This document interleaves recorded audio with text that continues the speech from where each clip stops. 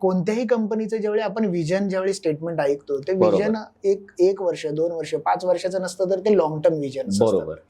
मग या long term visions मध्ये ज्यावेळी एखादं विजन आपण ठेवतो 15 वर्षाचं 20 वर्षाचं बरोबर. आणि त्यावेळेला आपण जे छोटे छोटे स्मॉल ऍक्शन्स घेत असतो बरोबर. डिसिजन्स घेत असतो राईट तर त्या विजन बरोबर त्या ऍक्शन्स घेत असताना ते कसं मॅनेज करावं राईट त्याला अलाइन कसं करावं. बरोबर. कारण बरेच वेळेला असं होतं की विजन आपण ठरवतो आणि मग ऍक्शन्स घेताना त्या पद्धतीने जर ऍक्शन्स घेतले नाही राईट तर कदाचित आपण भरकटण्याचे चान्सेस असू शकतात. बरोबर. मॅनेज कसं करता येईल. अगदी कसं आहे ना, विजन हे 5 ते 50 किंवा 100 वर्षापर्यंतच असू शकतं. बरोबर. मग ते एका क्षितिजासारखं आहे की जे तुम्हाला असं वाटतं आता मी पोहोचेन आणि ते आणखी पुढे जात जाणार. स्वप्न असंच असायला हवं, जे तुमच्या हयातीत पूर्ण होईल ते मुळात स्वप्नच नाहीये.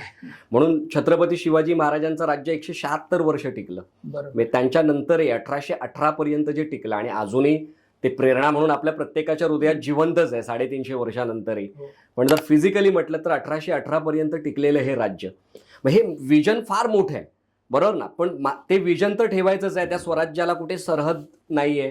किती बाउंड्रीज वाढतील स्वराज्याच्या, याला काहीच सीमा नाहीये. बरोबर. ते वाढतच जाणार आहे. किती माणसं स्वराज्यात येतील, किती सैन्य येईल, त्याला काही सीमा नाहीये. बरोबर आहे. पण हे झालं सगळं लांबचं.